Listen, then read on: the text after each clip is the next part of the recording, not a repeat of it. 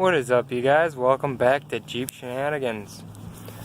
This video isn't really going to be a vlog or how-to or anything, just going to be a prep video. Make sure you guys are prepared for the worst. After that Jeep getting stuck and everything, I feel like this video is very well placed. So what we're going to do is go over a couple different categories. Tools you might need or should have, protection from the elements, and equipment to get you unstuck or to help you in an emergency situation. So let's go over the getting unstuck portion. You're going to want a shovel, just a small shovel like this, help dig you out of a situation or something. Then you're going to want a strap. Now this is a light duty strap. I got it with a safety kit that I got for my birthday. I just have it in here because I am planning on getting a heavy duty strap. I do recommend a heavy duty strap, maybe one or two with a couple clevises, and I don't recommend the hooks because when those straps snap, which they will eventually snap, because it is a wearable item. So it will eventually snap, and when the hooks snap, they can get sent into your tailgate or break a window or something like that. So you want to make sure you do have a strap, not a chain, because it is not going to snap as violent. And then you're going to want some tools, which we'll go over later. But also another thing into getting unstuck is you won't always be stuck. You're going to want some coolant, pre-mixed up coolant, and some oil in case you run low on fluids. Now the next category is tools. I've got an electrical tester here just because I've had vehicles with some electrical problems. It's not a necessity, it's just what I have for my kit. I'm going to want an adjustable wrench, preferably bigger than this one. You're going to want a flathead screwdriver and a Phillips screwdriver of a couple different sizes. You're going to want some pliers in case you have to pull fuses out or whatever, You're going to want gloves because it is going to get dirty and you never know, what you're going to be touching. So gloves are always a good idea for recovery or fixing something. And then you're going to want sockets and ratchets and wrenches for if you have to take off bolts or anything like that. So those are the main tools you're going to need. I would also recommend getting a lighter. Not because, everyone needs to smoke or something, but you never know if you might need to start a fire, and they come in handy for more reasons than one. So I recommend having a lighter. Now we're going to go over the most crucial part.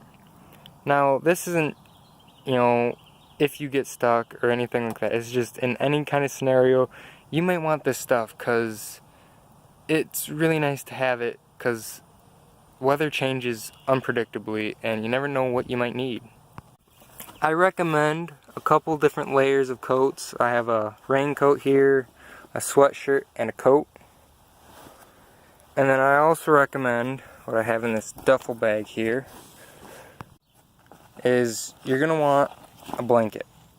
Now this is a really heavy duty blanket. You can get any kind of blanket you want, but in case you get stranded and it's cold outside and you have to bunk for the night in your Jeep, you're going to want this. Or if you end up having, in my situation, I had to stay up at my ex's family campground and I didn't have any blankets on hand and had to use their blankets. I only had one blanket, and that was this blanket. So it's always nice to have a blanket because you never know when you might need it for emergency reasons or personal reasons, You always want to have a blanket. Now this next one, I don't really think need be gone over, but, not everyone's as bright as you and me, So this next one is a no-brainer. You're going to want jumper cables. Because let's face it, batteries die, things happen, and you need to jump yourself or you need to jump someone else. So it's always a good idea to have jumper cables. I just have these little cheapies, but any jumper cable that works is a good jumper cable. now I'm going to go over where you should put these items and how you should package them so they're not flying around, hitting people in the head and, you know, causing injuries or breaking windows or anything like that.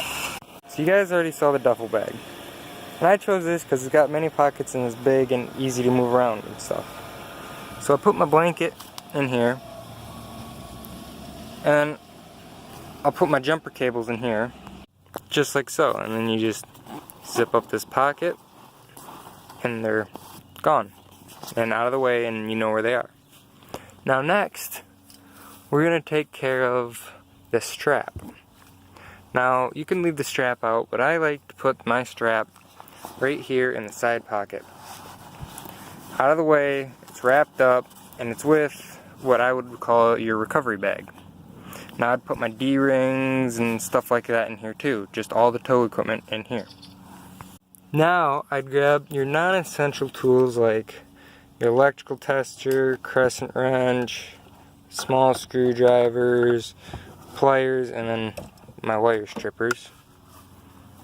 And I'd put them right in this side pocket here. Out of the way and easy to access. Now, I'd grab the shovel. I recommend a small shovel, like I said. You know, it's just easier to handle and maneuver and store. But I'd shove the shovel right here, and now your duffel bag is done. Majority of all your stuff is right here in the duffel bag. Easy to move from car to car, vehicle to vehicle, and everything's put away nice and neat. Now, you could put your wrenches and other stuff in the bag with the tools or in the with the blanket, but I don't like to do that. I like to have my wrenches out and open because I do use them a lot for more than just my Jeep, so I keep them out in the open in the back seat.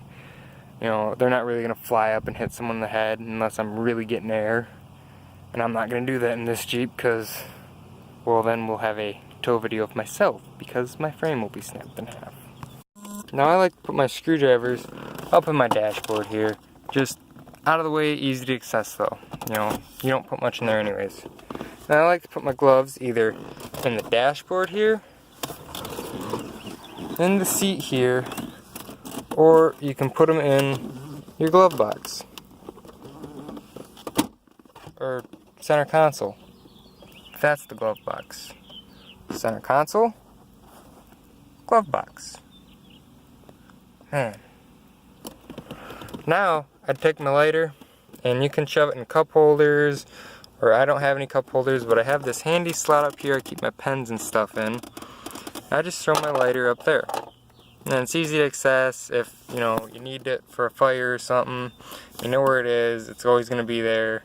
And I'd check it every once in a while, make sure it's got juice in it, because you don't want to go out with an empty lighter. Because sometimes you guys want to start fires out in the middle of nowhere, out in the blue, and you don't have a lighter and you can't light a fire. So it is good reason to have it, and it's very useful in other situations too. Now to the back of the Jeep here again. We're going to take our coats and we're just going to shove them right up here by the wheel well. And then you got your winter coat, your sweatshirt, and your raincoat. And then the wrenches and stuff are shoved right there. Snow scraper. You know, you only need that once a year if you live in snowy areas, but, you know, keep it in your Jeep and, you know, just shove it back here somewheres. And then I'll take my duffel bag and I'll throw that right up here. Right there. Everything's, you know, packed in an area, and you can also easily grab all this stuff and move it out of the way if you want to do something in the back or haul something in the back. So that is what I recommend for, you know, recovery equipment and safety equipment and everything else. I would also add band-aids or whatever like that, you know, whatever else you guys think. Personalize this yourself. Don't just take everything I suggested, but do take a lot of it because it's very good tips. Now, let's talk recovery and where you should Jeep and how you should Jeep and everything like that. Now, I like to have a spotter. And what they do is they ride in your passenger seat. If you come up to something that's a little sketchy, or even your spotter could judge that out too, you know, they'll tell you, or you'll tell them, hey, check that out real quick, I don't want to risk anything. And they'll go out, check the depths of the puddles or anything like that, you know, Just make sure it's something you can do, or if you're in tight trails, make sure that you can fit. And then I like to have a support vehicle. Now, this isn't like, it has all the tools you'll ever need or anything like that. It's a vehicle that isn't going to go in hairy situations until everyone else is through that hairy situation. Because that way then you have someone to pull you out when you get stuck. Because you never want to be stuck with a bunch of buddies and not have anyone to pull you out. So always make sure your support vehicle is staying behind until everyone is through and they go through themselves. Because then if they get stuck, you guys already through, you guys can pull them out. And then I also recommend you always do you Jeep in pairs. You always 2-track in pairs. Because if something happens to you or whatever, your buddies or that extra vehicle is able to help out or do whatever. I've popped tires before out there, had to leave my vehicle out there until we could get another tire for the next day. It's always good to have a buddy out there with you for any situation. But in the situations that you do have to Jeep alone, I do recommend having some sort of come-along. Now, get this come-along rated for your vehicle's weight. Plus, you don't want to have it exactly on your vehicle's weight because you got to remember, you're dragging your vehicle through mud and water and everything. There's a lot of resistance there. So get a 5-ton come-along or something like that. Because then you can hook it to a tree and winch yourself out. Or come along yourself out. Or if you do have the money, I do recommend getting a winch because they're very nice to have. And make sure you have all the proper equipment for it too. D-rings, tree savers, all that stuff. You want to winch right. But all in all, that's basically what this video is about, is making sure you guys are prepared and safe out on those trails. Because that's the last thing we want, is someone to get stuck on a trail, hurt, injured, or something like that, and not be able to get help or anything like that. And also, I just thought of this one. It's real no-brainer. You guys might have a laugh at this one, but we all have phones that, smartphones and everything.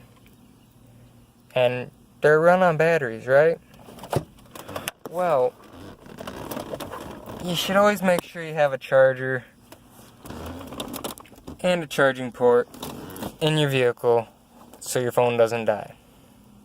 You can recharge a Jeep battery if you need to run your Jeep battery dead or your vehicle's battery dead in order to get through the night or something if you need your phone charged. But make sure that phone is charged, okay? That's why you have the jumper cables. You can jump this vehicle or, figure out something else. But make sure your phone is charged in case you need to call someone or need to get a hold of someone or something like that. Because, I'd say keep a flashlight in, but if that flashlight battery dies or something, everyone has a flashlight on their phone, and as long as their phone's charged or have a way to charge, you'll always have that flashlight on you because no one ever leaves home without their phone.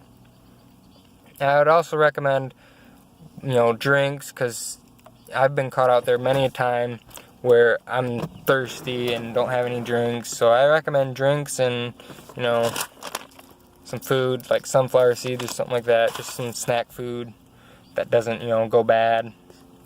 But all in all, that's basically the basics of what you need. And, blankets and tools and jumper cables, straps, all that stuff is, you may never use it, but it is nice to have when you're in that sticky situation. So guys, like always, like and subscribe for more, and we'll catch you next time.